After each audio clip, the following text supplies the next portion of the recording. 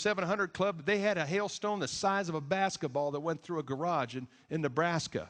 We had 1,500 violent rainstorms and hailstorms, all in this period of 10 days. We've never had a period of time like this weather-wise ever again in America. The EU also on May 1st wanted everybody to know that this wasn't just the Bush plan, this was also the world's plan. According to meteorologists, the beginning of the worst weather to hit Europe and Russia in history, breaking 500-year heat records, began the first week in 2003. No one saw it coming. Billions of dollars of property damage, violent storms, and unfortunately there's not an air conditioning system in Europe to be able to handle the heat. Over 25,000 people lost their lives. The majority of those were in France. All of it happened at the same time the United States was getting pummeled. And for the rest of the summer, droughts and fires and all of these till the middle of August, the United States, the EU were all putting pressure on Israel, having meetings in Jordan, the United States, and in Europe, putting pressure on Israel when they finally finished on August 15th. We've never had a period of time like this. But what happened at the end of 2003, Sharon was tired of the international pressure and came up with a new plan, and that was called the disengagement plan. His plan, which was December 18th, 2003, was going to be his unilateral move out of Gaza. And his plan was, look, the Palestinians aren't serious. We're going to move our troops out of Gaza, put them in other parts of Israel. We're going to move out. We're going to do that. And that was his plan. But then also we had an election in the United States, and President Bush was behind the scenes, continuing to meet with Sharon, talking to State Departments. He officially endorsed Sharon's plan in April of 2004. The United States Senate and the House overwhelmingly endorsed President Bush's endorsements of the disengagement plan, and we were moving towards the evacuation, the eviction of Jews from Gaza and northern Samaria. But what also happened that summer is we had an election taking place. President Bush, wanting to have something to show the international community, decided that he was going to have Daniel Kircher put pressure on Israel to leave the unauthorized settlements, thinking that this is not a big deal. They've never been approved. This will be easy. Let's just move them out.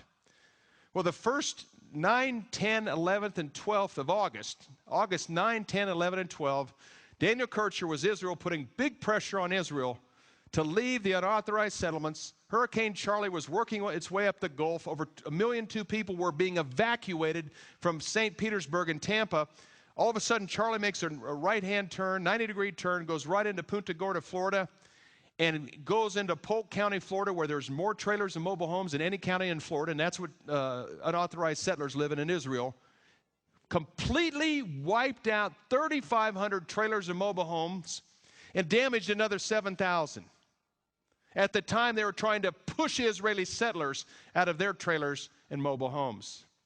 At the very same time, Hurricane Francis came 48 hours before President Bush's acceptance of the nomination of his party for the 2004 election.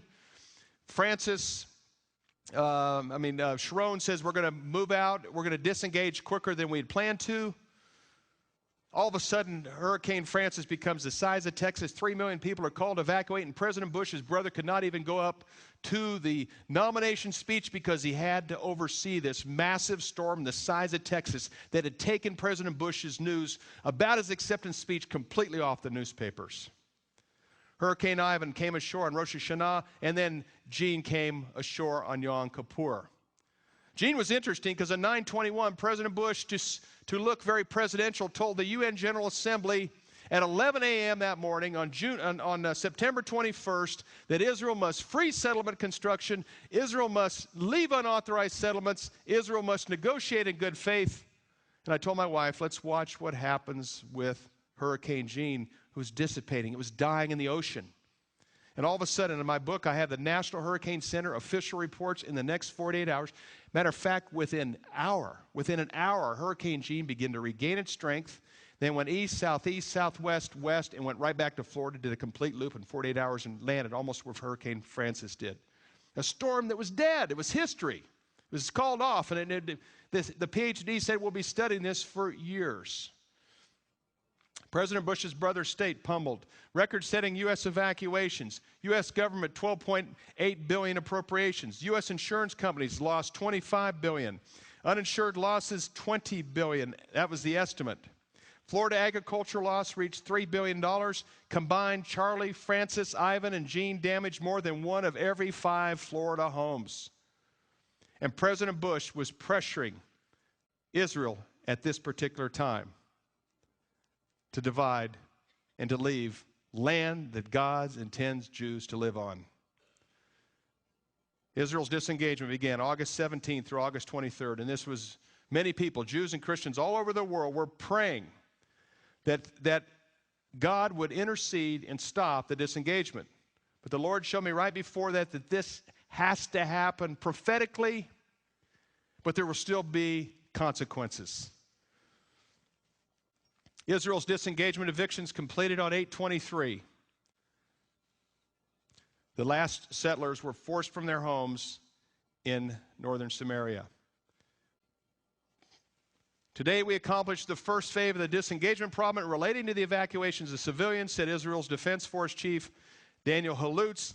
Israeli forces plan to remove the settlers' belongings, destroy their houses, and then withdraw from Gaza. Authorities used force at times on Tuesday to clear the 2 remaining West Bank settlements.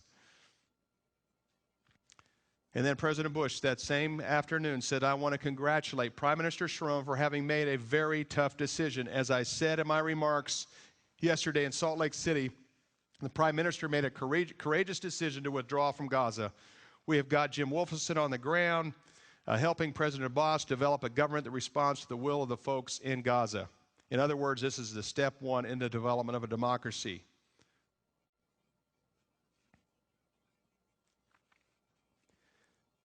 This is a very hopeful period again, and I applaud Prime Minister Sharon for making a decision that has really changed the dynamics on the ground and has provided hope for the Palestinian people.